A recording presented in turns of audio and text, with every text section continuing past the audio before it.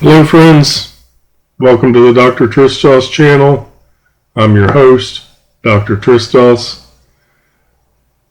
Today in this video we want to demonstrate the much anticipated release of source code and project files for TRSDOS and TRSDOS 7. Real quickly, TRSDOS is the IPL file, the bootstrapping code to load and bring TRSDOS 7 to a run state. TRSDOS 7 is based on TRSDOS 6 / Logical Systems LSDOS 6.3.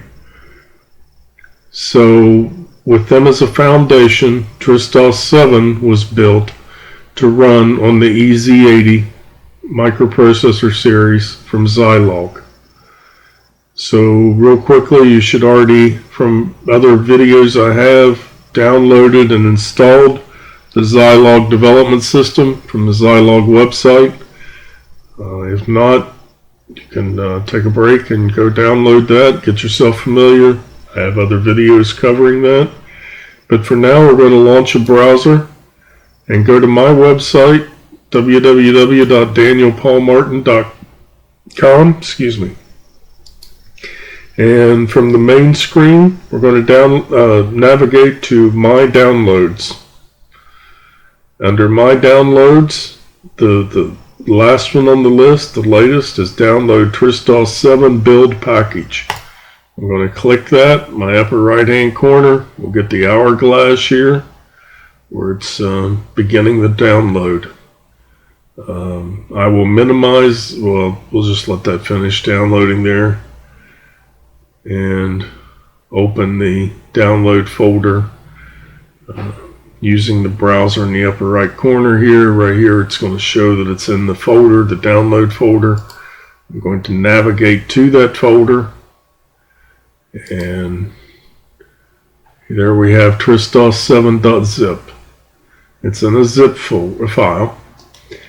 I'm going to cut that. You could cut or copy and bring it to my desktop. I'm going to run this at my desktop just to make things simple.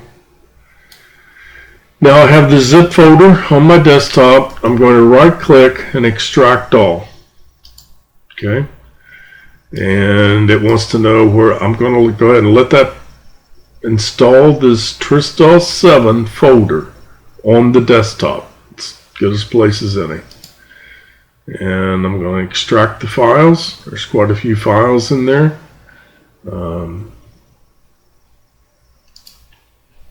It's possible I already had a copy of that here on the desktop, so I have multiple screens that you can't see.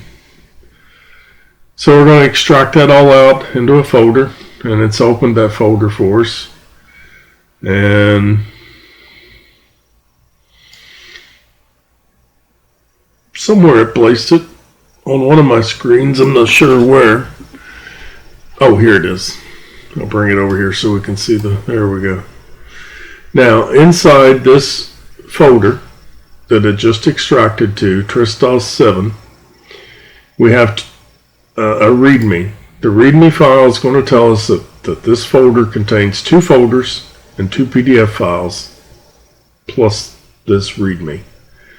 It's going to tell us that we can watch Dr. TRSDOS on the YouTube, which you're doing now, and that will tell us how to install and build TRSDOS 7. Okay, so here we have 2 PDF files. These are listings output from the assembler that was done just before this upload file was created. So you have the source code for the exact output that's in these that's in this download. First we have TRSDOS 7.pdf, and I can tell you that this folder that this PDF file is macros are not expanded. So what does that mean? So we use a lot of macros in programming assembly language. These macros,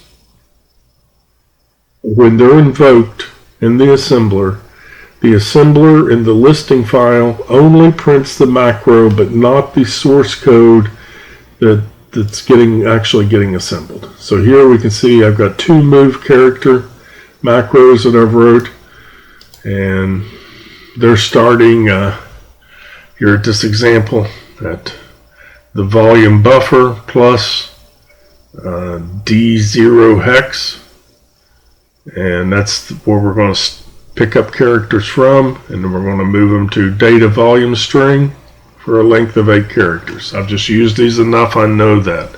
My macros are all included, so you can look at their source code and see what they're doing.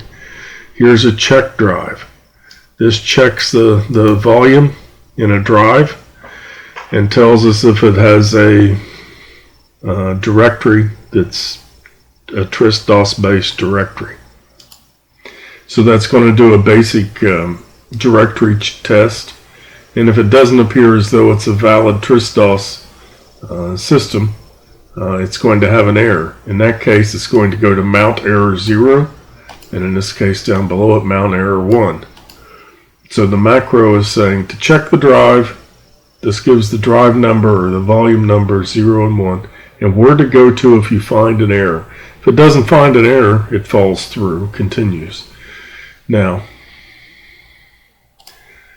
we have a second listing file, and it says expanded macros.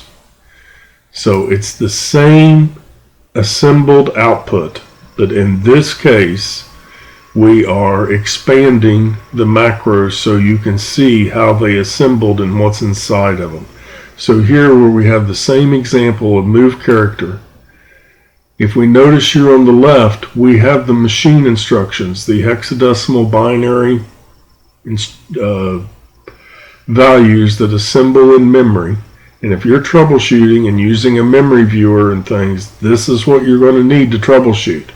If we flip back to our non-expanded, we can see that when we invoke this macro, there is no binary code here on the left. It doesn't show us how many bytes assembled. Our program counter skipped from 4710 and assembled this line, and then we skipped down here to 472B. We didn't really see all the contents, but this way is more readable. We know it assembled, didn't have any errors. We have confidence in our macros that we write. We've used them many times. We understand how they work. We have confidence in them. In fact, using a macro helps us prevent making common errors that we make many times, several times over, because we didn't have to type all this code. It did it for us. It just invoked a small macro name such as move character, and it took care of all that for us.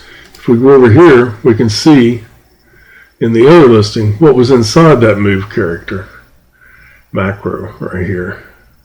We loaded the H&L with that source, the destination, with the D&E register pair with the destination, and the byte counter with how many bytes, which was 8, and then load, increment, and repeat instruction. That's going to load, increment, and repeat, move these bytes until the byte counter reaches 0. So, and then an in macro. So having the macros expanded, you definitely need this if you're using a memory viewer and examining the bytes and following along. But if you're just reading the source code and getting the idea of what's happening, it's much handier not to have all that expanded out, because, well, I just know that this is move characters from this place to this place and how many to move. MVC comes from an instruction we had on the IBM 4321's move characters. This is the same as move bytes or move a block of bytes or something like that. Characters is just the name I'm using here. It gives me a warm, fuzzy feeling. Okay, so that's the two listing files you have. Then we have two folders. The global, the TRSDOS global has all the equates, macros,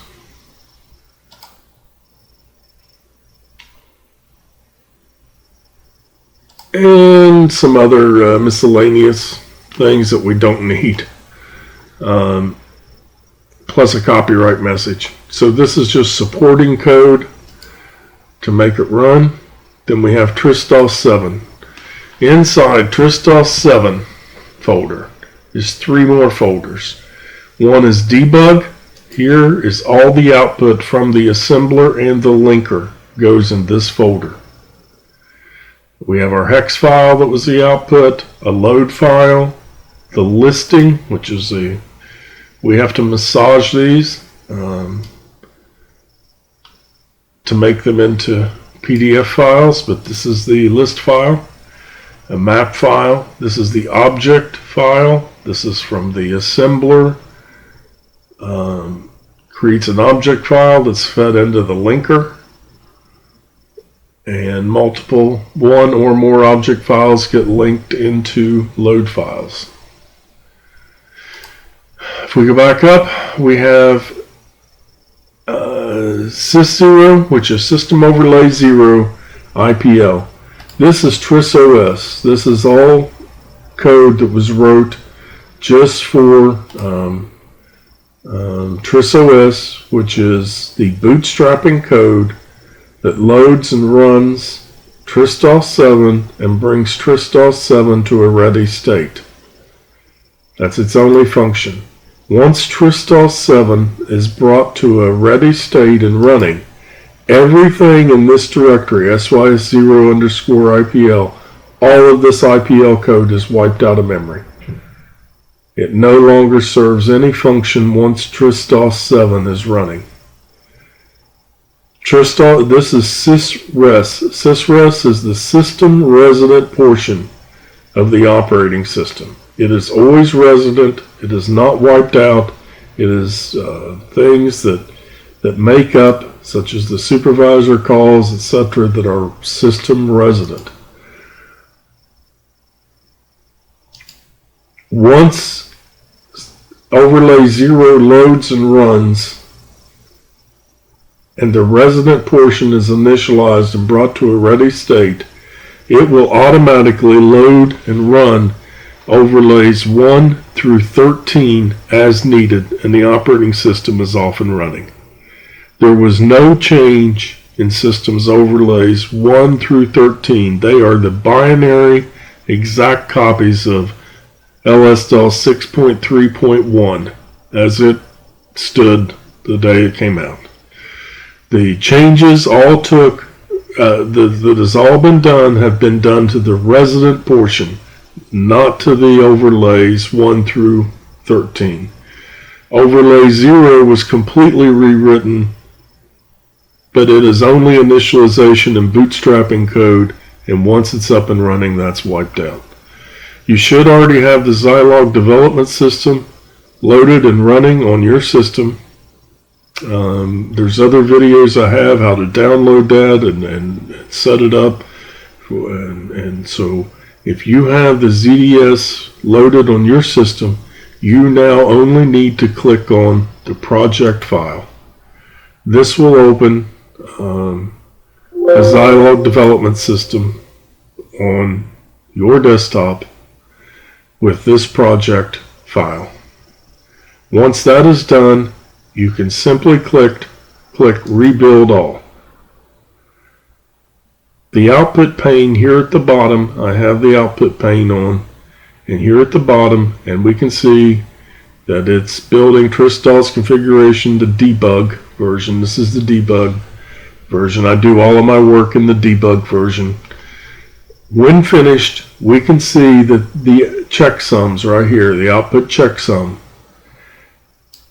If your source code has not been altered from the download, from today's download, you should have the same checksums, 24 alpha 23 and 248 7 Charlie 3, for the hex and load files, your checksum should be exactly the same as this. If it's not, there's been some altering of the code. But if you want to make sure that you're on the original download, that should match. So at the bottom, it says build succeeded. So congratulations, you have downloaded and installed TRSDOS 7 source code build package, and you have successfully built that code. Now there's going to be a few more steps to actually get a load file over to a file that the Agon or Circle M hardware or even a Zilog development system can understand. There's going to be some more steps, but you have successfully downloaded and built the package, and it's now in a binary format. Okay, I appreciate you joining me today.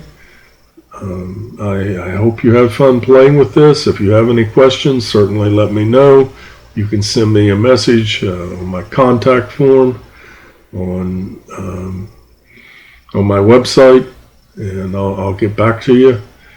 But I really appreciate you joining me, and I hope you have lots of luck with this. Thanks.